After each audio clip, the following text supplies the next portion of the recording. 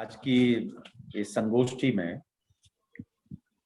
के मुख्य जो डॉक्टर राज हीरामन जी, संतोष भदौरिया जी, प्रोफेसर कुमुद शर्मा जी, कुमार वीरेन जी ने अपने अपना पक्ष रखा और बहुत विद्वता पूर्वक रखा।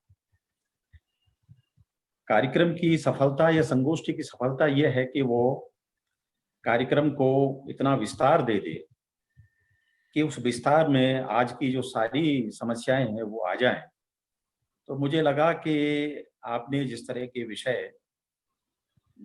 विषयों का चयन किया है वो पत्रकारिता से लेकर के समकालीन चिंतन और प्राचीन 100 वर्ष पहले का साहित्य, प्लेग और प्लेग से लेकर के आज तक की दुनिया और उसमें रचा हुआ साहित्य, ये सारे विषय आपने वक्ताओं ने अपने अपने वक्तव्य में लिए। बहुत अच्छा लगा और बहुत सफल और बहुत जिम्मेदारी के साथ वक्ताओं ने अपनी अपनी बातें की। मैं उनको साधुवाद देता हूं और साधुवाद आपको भी देता हूं। आर्य कन्या डिग्री कॉलेज प्रयागराज की प्राचार्य डॉक्टर रमा सिंह जी और संयोजक डॉक्टर कल्पना वर्मा और उनकी पूरी टीम। जाहिर है कि आप लोग कई दिनों से इसमें तैयारी में लगे हुए हैं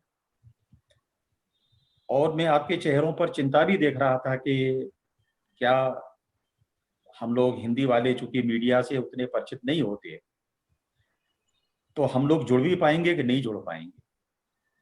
हम लोग भी चिंतित थे आपके साथ। मुझे तो कम से कम एक पल पहले भी ये भरोसा नहीं था कि मुझे अपनी बात कहने का अवसर मिलेगा, लेकिन आपकी तैयारियों ने जिस तरह से मुझे अवसर दिया इसके लिए मैं पहले ही आपको धन्यवाद देना चाहता हूं। आज का विषय कोविड-19 के परिप्रेक्ष्य में बदलती हुई साहित्य चेतना।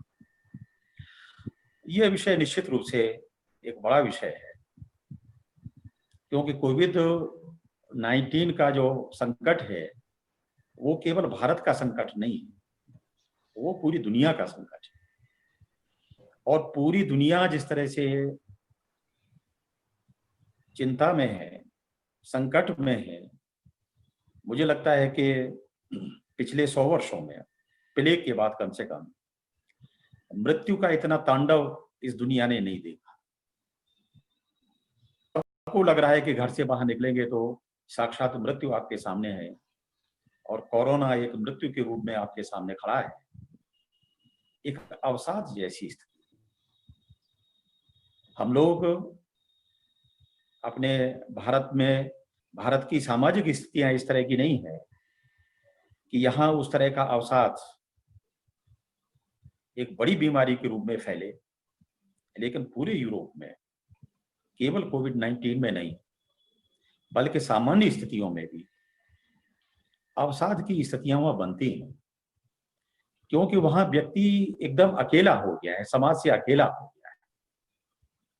और अकेले होने के कारण या अकेले पड़ने के कारण जो स्थितियां बनती हैं वो स्थितियां बड़ी घातक होती हैं। एक समय तक कोई भी मनुष्य यह चाहता है कि उसे अकेलापन मिले, उसे अकेलेपन की स्वतंत्रता मिले, उस स्वतंत्रता में वो जीना चाहता है और उस स्वतंत्रता वो उपयोग करना चाहता है, अपने रचनात्मक कार्यों के लिए भी करना चाहता है। लेकिन एक लंबे समय के बाद अकेले रहते रहते ये एक मनोवैज्ञानिक सच है कि जब आप लंबे समय तक अकेले रहेंगे तो फिर अवसाद की स्थिति आ जाएगी। आप याद करिए अपना कमरा, जो विश्व प्रसिद्ध कहानी है कि वो लड़की ये चाहती है कि इस घर में एक कमरा उसके लिए भी हो। हमारे परिवारों में, भारतीय परिवारों में हम सब जानते हैं कि बच्चे या तो एक कमरा माता पिता के लिए होता है या बच्चे जिनकी शादियां हो जाती हैं उनके लिए एक कमरा होता है। बाकी जिनकी शादी नहीं होती और विशेष रूप से लड़कियों के लिए तो बिल्कुल नहीं होता है कमरा।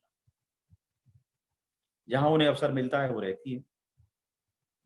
लेकिन अपना कमरा की वो जो लड़की है वो चाहती है कि उसको एक कमरा मिले, और जब कमरा मिलता है तो कुछ दिन तो उसको एंजॉय करती है, लेकिन धीरे धीरे अकेलापन इतना हावी होता है कि उस अकेलेपन में वो अवसाद की स्थिति में चली जाती है। उसके कुछ अदृश्य हाथ दिखाई देने लगते हैं, कुछ शब्द सुनाई देने लगते हैं, मतलब तरह तरह की चिंताएं उसके मन में व्याप्त होने लगती हैं, और अचानक फिर वो निर्णय लेती है कि नहीं, पहली वाली स्थिति ठीक थी। आज स्थिति पूरी दुनिया की लगभग ऐसी है। हम अपने समय में या हम हमारे समाज में हम कभी नहीं चाहते कि हम अकेले रहें। हमारा समाज न हो संयुक्त समाज या संयुक्त परिवार टूट गए हों। कल्पना करिए कि मान लो संयुक्त परिवार अब नहीं है, लेकिन क्या फिर भी आप घर में अकेले हैं? नहीं है। आपका पड़ोसी है, आपके मित्र हैं, आपका टेलीफोन है, आपका मोबाइल है, आपका टीवी है, दुनिया भर के साथ है। और वो आपके परिवार के लोग भी जो आपसे अलग हो गए हैं, जिन्होंने अलग घर बनवा लिया है या घर के हिस्से कर लिए हैं, वो भी कभी न कभी आपको संभालने आते हैं। ये स्थिति हमारे समाज की है। लेकिन आज कोविड-19 का एक नारा दिया गया है, सोशल डिस्टेंसिंग। सोशल डिस्टेंसिंग यानी सामाजिक दूरी। हमारी अवधारणा तो ये थी कि सामाजिक दूरी को खत्म किया जाए, और ये पश्चिम में जिस तरह की सामाजिक दूरी है वो सामाजिक दूरी लगभग खत्म हो जाए। लेकिन कोविड-19 ने हमें अपने घरों में बंद कर दिया है, और इस तरह से बंद कर दिया है कि हमें लगने लगा है कि जैसे ही हम बाहर निकलेंगे, बाहर निकलते ही हमें कोरोना हमारे अंदर आ जाएगा और और हम संक्रमित हो जाएंगे। ये जो भय है, ये भय एक तो कोरोना ने फैलाया, दूसरा सरकार ने फैलाया, और तीसरा मीडिया ने फैलाया। कुमुद जी ने बहुत अच्छा वक्तव्य पत्रकारिता पे दिया कि पत्रकारिता में कैसे कैसे परिवर्तन आए। लेकिन एक बड़ा परिवर्तन ये भी आया पत्रकारिता में कि पत्रकारिता सांत्वना देने की अपेक्षा, तथ्य देने की अपेक्षा, एक भरोसा देने की अपेक्षा, वो एक भय पैदा कर रही है लोगों में। आप जब भी अपना टीवी खोलेंगे तो टीवी खोलते ही आपको मालूम पड़ेगा कि जैसे उसमें से कोरोना का जो विषाणु है वो निकल निकल के आ रहा है, और आप भागते हैं वहां से। तो जो अवसाद की स्थिति यूरोप में थी, वो अवसाद की स्थिति अब भारत में भी आ रही है। और बाहर तो ये कहा जाने लगा है कि 35% लोग कोरोना के से अवसाद से मर रहे हैं। हमारे यहाँ 15-16% की संख्या हो गई है। महानगरों में अभी अवसाद से मृत्यु हुई है। दिल्ली में, मुंबई में 32 साल का एकदम युवा अभिनेता, जिसकी फिल्में देख करके लगता है कितने जोश से भर करके वो पटना से आया होगा, और किस उम्मीद से और किन किन सपनों को लेकर के आया होगा, लेकिन अवसाद ने हमसे उसे छीन लिया। और ये अवसाद केवल इसका नहीं है कि आपको काम नहीं मिलेगा, काम तो बहुत सारे लोगों को नहीं मिल रहा। अवसाद उनके मन में यह था कि जो बड़ी शक्तियां हैं फिल्म की, वो बड़ी शक्तियां उसके विरोध में खड़ी हो गई, और किसी ने उनके मन में यह विश्वास पैदा कर दिया है कि ये जो सुशांत सिंह है, ये बड़ा अपने को बड़ा एक्टर मानने लगा है। ये कौन सी शक्तियां हैं जो मनुष्य के विरोध में जाकर के इस प्रकार का काम कर रही है? ये हम हमारे युवाओं को छीन रही है। पिछले 4-5 सालों में देखिए आप, कितने युवा अभिनेता और कितने लोग चले। ये एक अवसाद की स्थिति है जो धीरे धीरे आ रही है। भदौरिया जी ने मैलांचल का जिक्र किया। रेणु का मैलांचल है, और ये संयोग है कि ये रेणु का शताब्दी वर्ष भी है। मैलांचल में एक बीमारी आती है, काला आजार। काला आजार बड़ी बीमारी है। वो मलेरिया टाइप की बीमारी है, मच्छरों के काटने से होती है। और व्यापक पैमाने पर। उसमें भी ऐसे ही लोग मरते हैं जैसे कि कोरोना में मर रहे हैं। कोविड-19 में जिस तरह से लोग मर रहे हैं, लगभग वैसे ही लोग मर रहे हैं। रेणु एक गांव की कल्पना करते हैं, मेरीगंज। मेरीगंज इस दुनिया में कहीं नहीं। कई बार विदेशों से जो रेणु पे काम करने वाले लोग हैं, वो पूर्णिया के कलेक्टर को फोन करते हैं कि वेयर इज मेरीगंज। तो कलेक्टर बड़ा सीधा सा जवाब देता है कि मेरीगंज पूर्णिया में नहीं, दुनिया में कहीं नहीं, ये रेणु की कल्पना में था। लेकिन एक लेखक, एक बड़ा लेखक अपनी कल्पना को कैसे साकार करता है और कैसे हमें विश्वास दिला देता है कि उसने जो कल्पना की थी वो अपने पाठकों में विश्वास भरता है कि उसकी बात सही थी। वो मेरीगंज है, और उस मेरीगंज में 36 जातियां हैं। काला आजार जैसी बीमारी है, लोग मर रहे हैं, अभावों में मर रहे हैं। उसके लिए डॉक्टर नहीं है, उसके लिए इलाज नहीं है, उसके लिए दवाइयां नहीं है। और जब सरकार की ओर से आता है कि जो अस्पताल भर्ती किया जाए, अस्पताल चालू किया जाए, तो अस्पताल की स्थिति यह होती है कि जो गांव का जो जमींदार है, वो गांव का जमींदार कहता है कि मजदूर काम करें, क्योंकि मजदूरों का काम है। अस्पताल में जो इलाज होगा वो केवल जमींदार का इलाज नहीं होगा, बल्कि उन मजदूरों का भी इलाज होगा। इसलिए मजदूर उसमें काम करें। मित्रों, आज भी लगभग वही स्वादी जो है बोलने के आज भी लगभग वही स्थिति है कि हमारे गांव में, चाहे वो रोजगार के रूप में काम हो रहा हो, या अभी मैं यूपी के ही आंकड़े पढ़ रहा था कि जिन लड़कों ने बीएड किया है और जो तदर्थ शिक्षा में थे और तदर्थ शिक्षा में शिक्षक थे, वो आज मनरेगा में काम कर रहे हैं, गड्ढे खोद रहे हैं। किस लिए काम कर रहे हैं? कि उन्हें उदर पूर्ति के लिए पैसे की आवश्यकता है। यह एक विचित्र संयोग है जो देखने को मिल रहा है। 15 दिन पहले या महीने भर पहले या महीने भर के बीच में जो मजदूर महानगरों से गए थे, छोटे शहरों से कोई मजदूर नहीं गया था, महानगरों से मजदूर गए थे, पैदल गए थे, पांव में छाले हमने देखे थे, गर्भवती कई महिलाओं के बच्चे रास्ते में हो गए, फिर भी वो पैदल चल रही है। एक महिला सूटकेस पे बच्चे को सुला करके खींचती हुई लेके जा रही है। आज ही एक दृश्य था कि पेंशन के लिए 100 वर्ष की एक बुढ़ी अम्मा को एक महिला, उसकी बहू, चारपाई पर खींचती हुई बैंक के सामने ले जा रही है कि बैंक वाले कह रहे हैं कि हमें हमारे सामने लाइए उस महिला को। उस पर साधन नहीं है, उस पर साइकिल भी नहीं है, और वो अम्मा बैठ भी नहीं सकती उस पर, और वो खींचती हुई ले जा रही है। ये सामान्यता था कि कई दृश्य हमारे सामने आते हैं। लेकिन मैं आजकल आप देख रहे होंगे कि उन्हीं मजदूरों को फिर से बुलाया जा रहा है। और कल पंजाब का दृश्य था कि पंजाब में उन्हीं मजदूरों को बाकायदा माला पहनाई जा रही है, तिलक लगाया जा रहा है और मिठाई खिलाई जा रही है। जब काम नहीं था तो मालिक ने ये कहकर के भगा दिया कि ना हम पे पैसा है, ना आपके लिए ठहरने के लिए कोई जगह है। लेकिन जब उनके लिए काम आया तो बस करके, एसी बस करके वही मालिक उनके गांव से लेके गए और गांव में ले जाकर के उनको माला पहनाई, टीका लगाया, तिलक लगाया। ये टीका, ये माला और ये मिठाई, ये पाखंड है। और ये ऐसा पाखंड है कि जिसमें मजदूर बार बार पिसते। मजदूर चाहते हैं कि उनका शोषण ना हो, कोई भी ताकत, कोई भी दुनिया की ताकत उनका शोषण ना करे, लेकिन ऐसा होता नहीं है।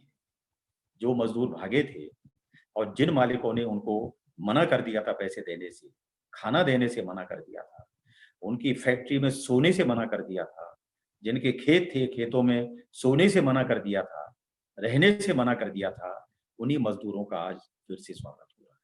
वो मजदूर जब गए थे तो इसलिए नहीं गए थे कि वो गांव के बड़े कोई जमींदार थे, उनके पास कोई बड़ी संपत्ति थी, उनके पास जमीनें थी, उनकी वहां हवेली होगी, उनके गांव में उनके घर में पैसा होगा, वो जानते थे इस बात को, लेकिन फिर भी मीडिया ने एक ऐसा आतंक पैदा कर दिया कि उन्हें लगा कि यहाँ मुंबई में रहेंगे, दिल्ली में रहेंगे, कोलकाता में रहेंगे या मद्रास में रहेंगे तो हम मर जाएंगे, इसलिए जितना जल्दी हो उतना जल्दी यहाँ से निकल के भागो।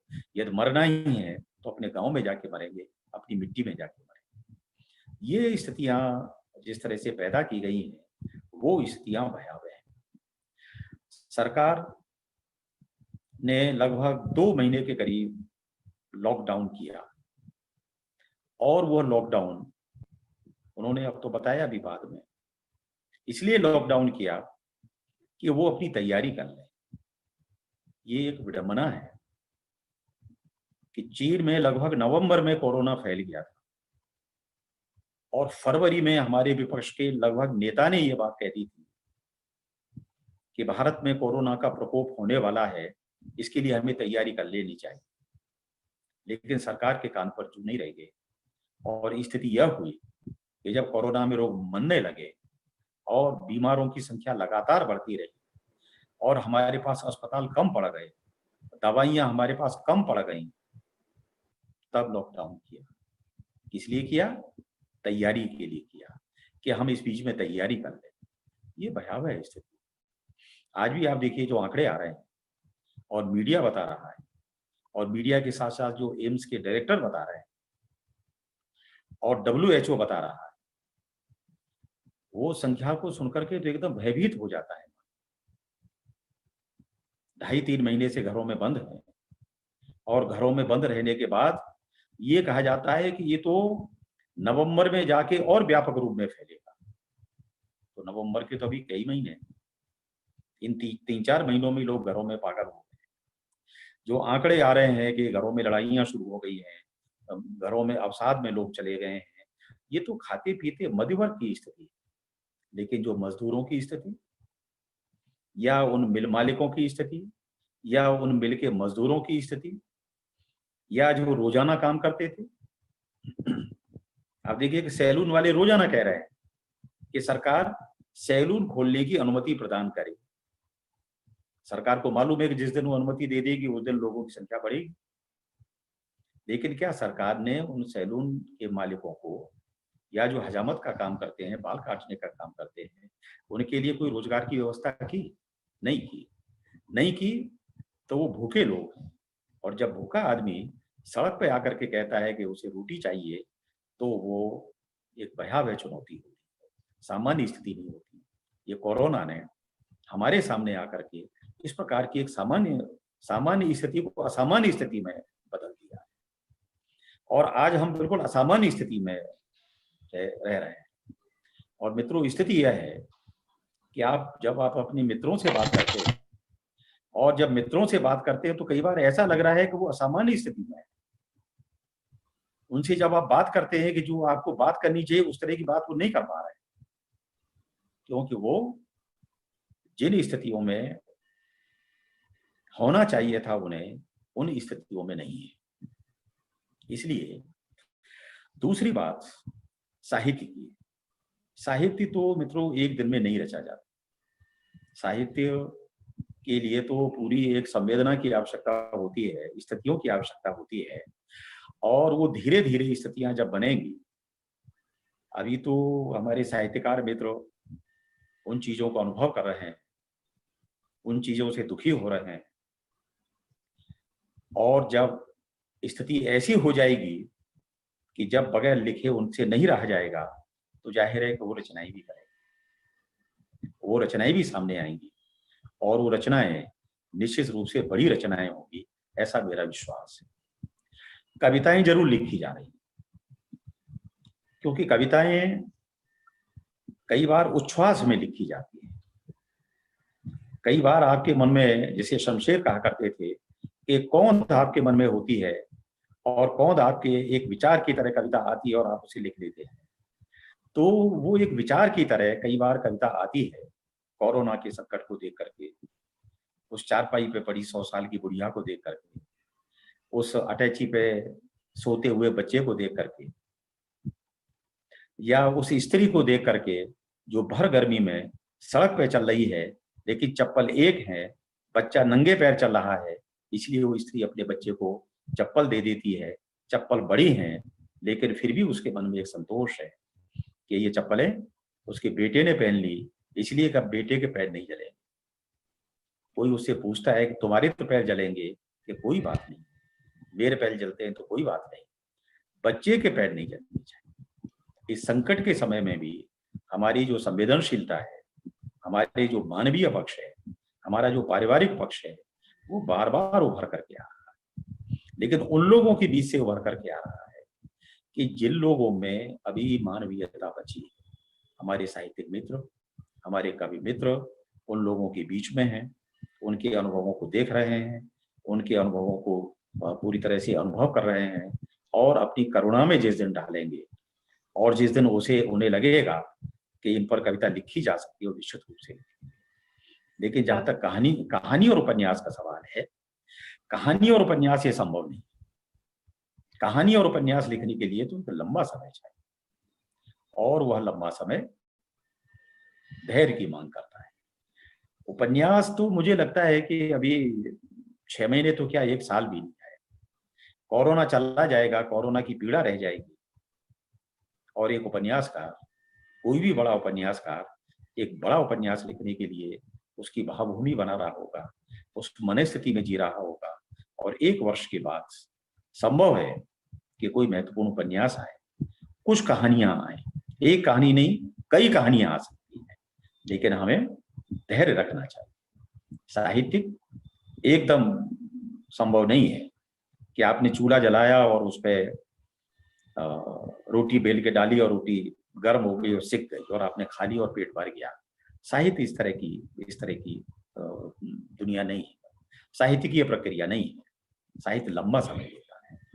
मित्रों, मुझे लगता है कि शायद कल्पना जी इशारा कर रही हैं, तो तो मैं कल्पना जी को, उनकी पूरी टीम को, आर्य कन्या महाविद्यालय प्रयागराज को, सारे प्रतिभागियों को, जिन्होंने बड़े मन से हमारे वक्तव्यों को सुना और जो बड़ी तैयारी के साथ अपना भी वक्तव्य देने आए होंगे, उन सबको पुनः पुनः आभार, धन्यवाद।